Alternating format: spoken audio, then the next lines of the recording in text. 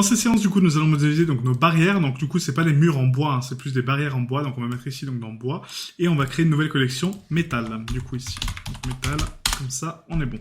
Donc, pour les murs en pierre, hein, du coup, donc pas besoin de la sous-collection.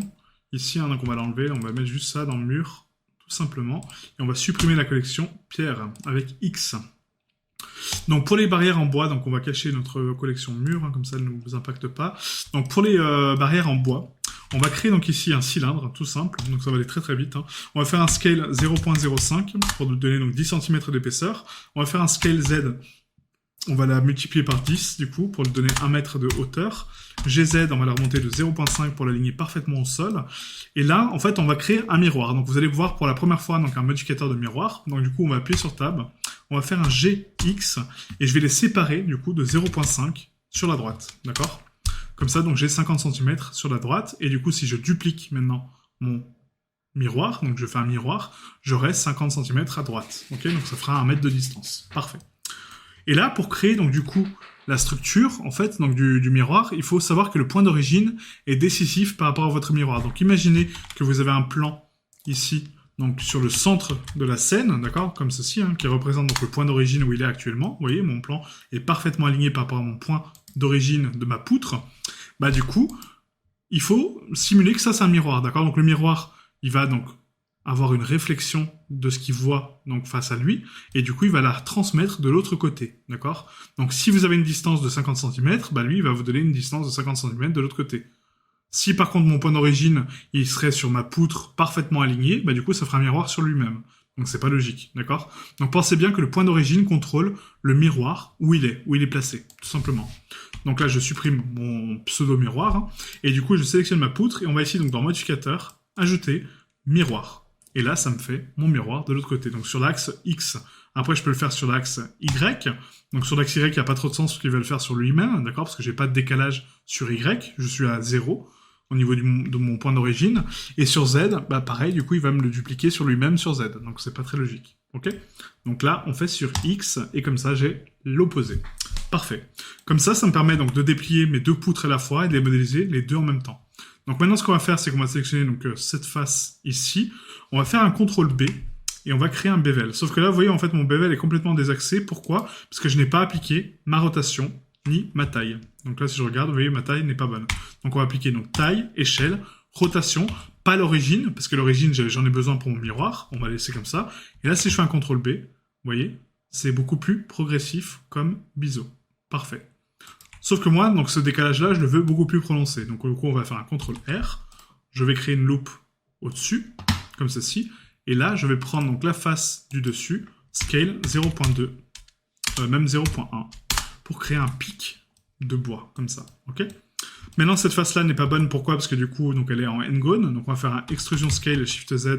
On va rentrer au maximum, autant qu'on peut, hein, pour avoir donc le maximum de place pour nos biseaux, hein, par la suite. On supprime cette face. Hop, voilà, et on prend donc la boucle complète, et comme vous savez déjà, on fait un remplissage par grille. Donc là, je ne l'ai pas ici, comme d'habitude, donc face remplir par grille, on l'ajoute au code favori, et je fais mon remplissage par grille. Donc je vais essayer de récupérer la symétrie, hein, au cas où, si j'aurais d'autres idées qui me viennent, comme ça je suis sûr, donc on décale, hein, pour avoir donc la symétrie parfaite, voilà, et là c'est bon, nickel. Pareil pour la base, du coup, donc la base, on va l'arrondir un peu, hein, du coup, donc l'adoucir un peu, donc là je vais faire un CTRL R, on déplace notre loupe donc vers le bas. Je prends ma face ici. On va faire un scale 0.75. Voilà. Et du coup, on va faire donc extrusion scale et Shift Z. On rentre. Beaucoup plus. Voilà. X. Supprimer face. Je récupère mes arêtes. On prend donc le contour. Q. Remplir par grille. Et là, on est parfaitement symétrique. Nickel. Donc Q, taille, rotation. Là, on est bon. Et du coup, on a modélisé nos deux piquets, d'accord? Donc maintenant, je peux les déplier sur les UV, hein, donc du coup, ça me permettra donc d'avoir ma structure. Donc là, un cylindre, c'est toujours donc la base, la structure donc de consolidation. Donc là, on va prendre donc la vue de côté par 3, CTRL 3 pour inverser la vue, et on va prendre donc l'arête de côté. Donc ici, tac. Ensuite, je vais diviser donc cette partie-là pour mon pic, parce que là, ce sera du bois apparent. Là, ce sera plus de l'écorce, et là, ça sera ma base de fin, ici. Donc CTRL E, marquer couture UV, on prend nos cylindres, U déplié, Et là, dans l'édition EV, on a notre cylindre. Parfait. Donc LQ Rectify. Ça nous donne les messages d'erreur, hein, comme d'habitude, mais bon, c'est pas grave. Ça fonctionne quand même. CTRL A, CTRL P, et là, on est bon. Parfait. Maintenant qu'on a ça, on va créer donc les planches qui vont aller au milieu. Donc là, je vais faire un Shift S, curseur vers sélection. Shift A, Mesh, Cube. Scale 0.1, Scale 0.5. Scale X, du coup, de 2 mètres. Donc là, ça va être 2. 2, et du coup, x 10, en fait. Donc ça va être 2. Scale 10 sur X. Et là, en fait, le but, c'est que ça dépasse pas trop, donc peut-être pas 10, on va mettre 9, pour avoir juste un peu de, ouais, même moins, on va mettre 7, juste pour avoir un peu de contour, voilà, comme ça, là, c'est pas mal. Donc, scale Y, maintenant 0.25, voilà, et là, je suis bon. On va rapprocher donc ma planche, voilà, pour la juxtaposer, parfait. Et là, on va faire un GZ, Shift D, GZ, et on les place ici. Voilà, on a ma barrière en bois parfaitement propre. Donc Q, taille, rotation, origine vers géométrie. On prend les deux planches, on fait un CTRL E, marqué couture UV, U, déplié. CTRL A, CTRL P. On est bon. On prend nos piquets avec les planches, CTRL A, CTRL P. Et là, on est bon. Donc maintenant, il faut appliquer donc, le miroir, hein, pour avoir donc, les deux UV, parce que sinon, elles sont superposées. Donc là, on prend tout. Hop, avec A. On passe en mode édition, et là, quand je vais faire un CTRL A, CTRL P, ça va me les séparer, d'accord? Donc maintenant, j'ai bien deux poutres et les grandes planches. On applique donc la taille, la rotation, l'origine de la géométrie. On redéplie, parce que là, les planches sont beaucoup trop grandes. CTRL A, CTRL P, et on refait notre Rectify. Donc LL, Q, Rectify. Ah oui, ça en prend qu'un à la fois, c'est vrai. Donc LQ, Rectify. LQ, Rectify. Donc si l'add-on se met à jour entre-temps, je le mettrai dans le lien de la formation, d'accord? Mais pour l'instant... je ne sais pas, d'accord? Donc pour l'instant, en tout cas pour moi, au moment où je tourne cette vidéo, ce n'est pas le cas, d'accord? Donc voilà. Donc faites 100 pour l'instant. Donc là on est bon, hop. Et là on reprend donc nos poutres et nos planches. U. Non, pas U déplié, on va faire CTRL A, CTRL P. Et là on est bon. Donc ouais, non, c'est ça, les planches sont aussi grandes parce que du coup c'est 1,9 m. Ouais. Ça me paraît bizarre, hein, que du coup les piquets soient pas plus grands que ça en fait. Je vais juste regarder ma scale ici pour voir si elle est appliquée correctement, parce que, bah oui.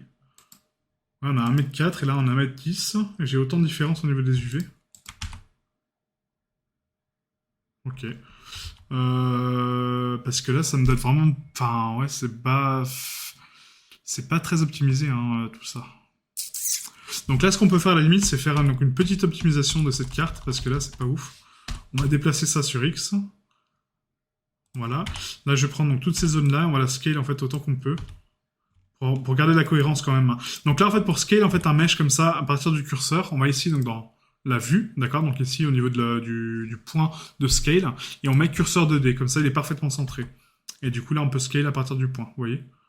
Voilà. Comme ça, on gagne un peu en résolution. C'est pas mal. Voilà, nickel. C'est pas ouf, mais bon. C'est toujours ça, quoi. Donc voilà notre barrière en bois. Donc du coup on va mettre ici donc les biseaux, les normales pondérées, l'autolissage. On active donc le biseau en absolu à 0.002. Voilà. Et du coup on regarde un peu ce que ça donne. Donc là ça va tronquer donc toutes les valeurs ici. En sachant que là c'est pas forcément ce que je veux. Donc si on met 0.0005. Ouais, c'est que là l'angle en fait, vous voyez, en fait il est pas assez prononcé. Donc là si je descends, ça va pas me le faire. Et si je monte, ça va me le faire partout. Donc là, le but, c'est de trouver donc, la valeur qu'il nous faut. Donc à 20, ouais, à peu près à 20, quoi. 20, je pense que c'est pas mal. Ça va prendre toutes les arêtes de contour. Ouais.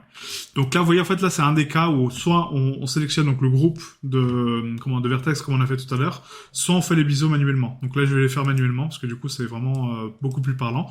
Donc on va mettre ça à 100% au niveau des normales pondérées. Et là, je vais faire mes propres biseaux, d'accord? Donc pour faire mes propres biseaux, du coup, on va prendre donc, ici donc, la loupe du haut. Hein, on va faire CTRL B. Je vais lui donner donc, la densité que je souhaite, donc avec toujours 2 segments, hein, pas plus. Voilà, à peu près comme ça. Juste pour l'adoucir un peu. Après, donc le contour ici, donc pareil, on va faire un CTRL B. Et du coup, 2 segments pour l'adoucir un peu. Voilà. Et ensuite, on aura donc la jonction ici. CTRL B. Voilà. Et la jonction là. CTRL B. Voilà. Comme ça, il est parfaitement équilibré, quoi. Ouais. Et là, pareil, donc de l'autre côté, donc du coup, pour avoir la même chose, en fait, hein, ce que je peux faire, c'est un L, donc sélectionner tout le mesh, Shift S, curseur vers sélection. Là, je reprends celui-ci Sauf que là... Pourquoi il l'a pas pris? L, Shift S, curseur de sélection. Ouais, là c'est bon. Donc là on supprime ce mesh-là, supprimer face. On reprend celui-ci, Shift D, Shift S, sélection vers curseur. Là ça veut pas pourquoi. Donc Shift D, Shift S, sélection vers curseur. Il prend pas parce que du coup il faut le séparer, donc P séparé par sélection. Donc là j'ai mon piqué à part, Shift S. On va faire un Q, taille, rotation, origine vers géométrie, Shift S, sélection vers curseur. Voilà. Et là on est bon. Ensuite pour les planches, là par contre on peut mettre le biseau normal. Donc taille, rotation, origine vers géométrie. On applique donc le biseau, les normales pondérées, l'autolissage. Et du coup on met ça en absolu à 0.005. Voilà, avec 2 segments. On prend donc l'autre planche et celle-là en actif. On appuie sur CTRL L, copier donc les modificateurs. On active l'autolissage ici. Et là, on est bon.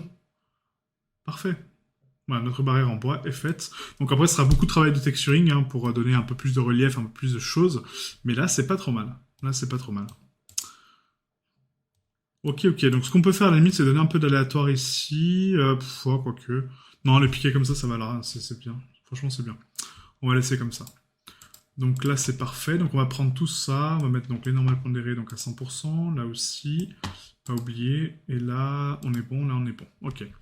Donc là, c'est pour la barrière en bois. Donc du coup, ici, on a donc la barrière. Donc les barrières, on peut les joindre. Hein. CTRL J. Donc là, ça va être donc les SM planches bois. On va mettre barrière parce qu'on aura d'autres planches. Quand on va faire la maison, etc., on aura d'autres planches. Donc barrière bois. Est-ce qu'on va les sculpter celle-là? Pas forcément. Là, le sculpte, il n'est pas forcément justifié. Ah, quoique, si, ça peut être sympa. Donc l'eau. Hop. Et là, on aura donc du coup nos poutres. Donc CTRL J, pareil, hein, pour les joindre. Voilà. Donc là, ça va être SM. Poutre. Poutre ou piquet, hein, après vous mettez ce que vous voulez. Poutre, bois. Une barrière. Bois. Parce que les poutres, pareil, on en aura dans la maison, donc du coup, faire attention aux nominations. Hein. Donc c'est pour ça que je mets poutre barrière, comme ça je suis sûr de savoir ce que c'est mon mesh. Parfait. Donc là, on a donc fini notre barrière en bois, donc slash, et du coup, on va exporter tout ça correctement. Donc on prend tout le mesh, hein, on va faire fichier exporter, FBX. Du coup, on va donc dans notre dossier export. Donc là, on va commencer par Unreal, donc SM barrière sans accent, hein, barrière bois underscore low. Donc QE. Voilà, on prend nos pré-réglages, donc QE. Hop. Et là, pareil, donc la même chose, exporter, FBX. Tac, substance. Et là, on renomme juste substance. Voilà, donc en pré-réglage, export substance, ne pas oublier. Et là, on est bon. Donc pareil, donc on a notre barrière en bois. Et pour les barrières en métal, donc ça va être plus simple du coup, puisque du coup, ce sera juste des structures assemblées ensemble. Donc à la limite, là, on peut faire un grillage en fait. Hein. Donc du coup, un grillage avec des pics. Parce que du coup la fusion en fait si je vais essayer une technique en fait hein, donc du coup si on fait un RX90 donc GZ 0,5 enfin 1 pardon on va appliquer donc l'origine vers le curseur 3D scale Z 0,5 donc comme ça elles font 1 mètre donc les barrières et les barrières on va leur donner donc 2 mètres de large je pense que c'est pas mal peut-être 1 mètre donc on va les diviser par 5 voilà on fait juste un carré donc taille échelle rotation pas l'origine on va couper donc du coup nos barrières. Donc là, on va mettre 5 à peu près. Juste comme ça. Et là, ça va me faire une grille. Parce que là, du coup, si on met un modificateur donc, du coup, de fil de fer dessus, on aura, donc, vous voyez, en fait, des barreaux comme ça. Donc après, on peut cocher donc, la limite. Et là, on a donc les barreaux basiques, vraiment basiques. Quoi. Donc pourquoi pas? Pourquoi pas, mais là, c'est pas forcément ce que je voulais, au final. Donc, on va pas passer par cette méthode, mais du coup, vous avez vu, en fait, cette méthode-là. Hein. Du coup, si vous voulez faire des barrières comme ça, n'hésitez pas, hein, ça fera un décor en plus. Mais pour ma part, je vais pas faire comme ça. On va faire juste un cylindre. Ce cylindre-là, je le scale par 0.1, scale 0.2. Du coup, ça me donne 4 cm d'épaisseur. Scale Z, du coup, x 50, pour nous donner donc 2 mètres. Et là, on va monter donc GZ 1 mètre. Comme ça, il est parfaitement aligné. Ensuite, on va faire un Q, taille, rotation, origine vers géométrie. On va passer en mode Edit. On prend donc les faces ici. Cette fois-ci, on les supprime. Parce que je vais vous montrer donc un nouvel outil encore une fois. Donc, on supprime ces faces. On va donc créer le pic de notre barrière. D'accord? Donc, notre pic métallique. Donc là, on prend ça. On va faire Extrusion Scale Shift Z On extrude un peu. Du coup, extrusion scale. Même pas, on va faire un GZ juste en fait 0.2. Donc là c'est beaucoup trop, on va mettre 0.05. Donc 0.05, voilà, sur Z. Scale 0.1. Voilà. Et là c'est beaucoup trop bas ici. Donc là on va faire un scale et on va réduire un peu comme ça. C'est juste pour créer un espèce de pic hein, un peu cool. Là on peut réduire un peu. Voilà, comme ça. Et donc là, au lieu de fermer donc, la géométrie par grille, on a une technique aussi en 3D, c'est de faire un bridge, d'accord? Donc là, je prends ma face du haut, ma face du bas, d'accord? Donc les boucles du bas. Et là, on va faire un shift, clic, extrusion scale et shift Z. Donc on rentre un petit peu dans la géométrie. Donc je vérifie en haut si tout va bien, hein, parce que du coup, sinon c'est beaucoup trop. Donc là, hop, on zoome dessus. Donc là, c'est pas mal. Donc on peut aller encore plus loin, hein, scale, shift Z. On rentre, on rentre, on rentre. À peu près comme ça. Et le but, c'est de laisser vraiment une toute petite ouverture. Voilà, comme ceci. Et là, je vais faire un Q. Et en fait, donc là, pour vous, c'est peut-être le clic droit, en fait, hein, mais pour moi, c'est W. Et vous avez donc l'outil Loop Tools. Et du coup, on va faire un bridge. Et le bridge va connecter donc les loops en haut à celle du bas au niveau interne, vous voyez. Et du coup, ça me donne une barrière fermée, enfin une tige fermée de métal. Et du coup, là, c'est bon, ok. Donc, on va appliquer donc la taille, la rotation, l'origine de la géométrie. On passe en vue de face. Et là, du coup, j'ai un piqué propre. Voilà, donc c'est un piqué basique, hein, mais c'est un piqué. Maintenant, on va le déplier tout de suite sur les UV, comme ça sera fait. Donc, pour déplier un cylindre, un double cylindre, du coup, il faut prendre donc toutes les arêtes qui sont ici, donc de mon cône. Voilà. La boucle interne, donc du coup, qu'on a créée hein, tout à l'heure, donc ici. Hop. Voilà. Vous prenez une loupe au hasard, hein, celle que vous voulez, donc à l'intérieur. Et sur le cône, pareil, il faut couper donc une arête de longueur.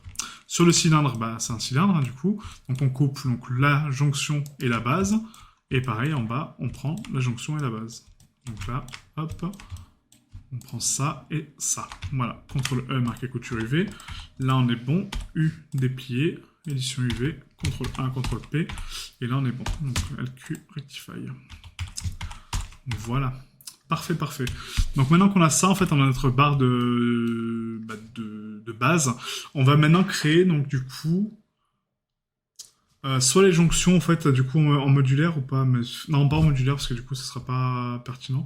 On va faire un Shift S, curseur vers sélection, Shift A, Mesh, on va créer un cube, cette fois-ci, Scale 0.1, Scale X 5, Scale X 5, là, il est beaucoup trop petit, mon cube, ou quoi? Scale 0.1, Scale 0.1, voilà. Scale X, donc 50, Scale X 2, voilà, comme ceci. Donc là, on va faire un GX, on va le décaler donc à l'intérieur de la barrière. On va faire un Shift S, curseur vers sélection. On prend cette barrière-là, on fait un Q, origine vers curseur 3D. J'active mon miroir, comme l'autre, hein, du coup. Donc là, on va beaucoup plus vite, hein, voilà, faites attention. CTRL A, on applique. Maintenant, je prends un des barreaux, L, d'accord, donc en termes de normal, hein, par contre. Je fais un Shift D, GX, 0.2. Et là, donc même 0.5, on va mettre 0.5. Et là, je fais un Shift R, non, même pas Shift R. On va faire juste un Shift D. GX 0.5. Allô, GX 0.5. Voilà. Shift D, GX 0.5. Voilà, comme ça, on est parfaitement aligné. Nickel. Maintenant, ce barreau-là, donc du coup, on va lui donner donc 1... taille, échelle, rotation, origine vers géométrie. Donc là, on voit qu'il ressort un peu de la géométrie. Donc moi, c'est pas le but. Hein. Le but, c'est que ce soit un peu plus tronqué. Donc on va faire un scale Shift X pour bloquer l'axe X, 0.75. Et du coup, on le réduit un peu de 25% de sa taille. On applique la taille, l'échelle, la rotation, l'origine vers la géométrie. On prend tout le barreau, marqué couture UV, U, déplié. Et là, on a notre barreau propre. Ok. Maintenant, on va donc le dupliquer. Donc on va faire ici donc un GZ. On va mettre à peu près là. Shift D, GZ. Là. Shift D, GZ, là, Shift D, GZ, et là, tac, voilà. Et on a notre barrière pour notre contour, parfait. Maintenant, on prend tout ça. Du coup, donc le biseau, on va le mettre partout, je pense, hein, parce que là, c'est des biseaux très très fins. Donc, on va activer ici un biseau normal pondéré autolissage. Et en fait, vous voyez qu'en fait, quand on active donc l'autolissage sur un cube et qu'on fait un biseau assez fort, ça nous donne donc le sentiment que c'est un cercle, d'accord? Donc du coup, on va mettre un 0.005, et du coup, là, on peut mettre donc 0.02 par exemple, même moins, 0.005, Et là, vous voyez, on a l'impression que c'est un cylindre. Donc du coup, c'est ça en fait l'avantage du biseau. C'est que du coup, ça consolide la géométrie et ça donne un aspect rond. Ok. Donc du coup, on va faire ça. Donc là, 100%. On prend donc ça, on va faire une sélection globale. CTRL L, copier les modificateurs. Donc là, tous les modificateurs sont pareils, donc on va faire un CTRL J, Q, taille, rotation, origine, géométrie. On repasse en vue de face. Shift C pour replacer mon curseur. GX, on recentre ma barrière propre. Comme ça, mon point d'origine est bien propre là où je veux. Nickel. Et là, on passe en mode Edit. Je prends toute mon UV. CTRL A, CTRL P. Là, c'est pas du tout optimisé, donc on va prendre tous les barreaux ici.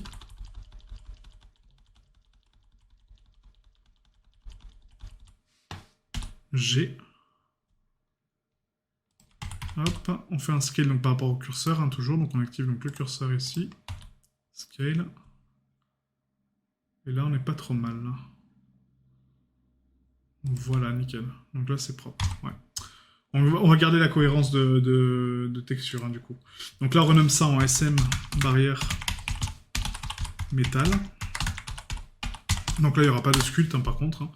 On renomme donc ce matériel-là en M, métal, barrière. Hop. Et là, on est bon. Nickel. Donc fichier exporté, FBX. On passe donc ici sur substance tout de suite. Pourquoi pas. Donc métal, substance.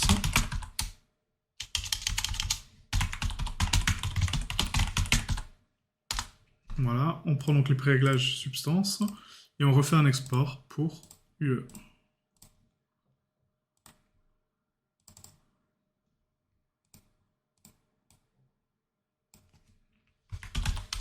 Voilà. Et là, on est bon, on comprend bien les pré-réglages UE. Et là, c'est good. Nickel. Ah, donc, on a fini nos barrières. Donc, pour la prochaine session, du coup, on va attaquer donc, la modélisation des roches. Et ensuite, on fera donc le caveau où on va regrouper un petit peu toutes les techniques qu'on a revues sur les autres mèches. Hein, et du coup, ça sera vraiment la pièce maîtresse de ce chapitre. Ok ? Donc, à tout de suite pour, du coup, les pierres.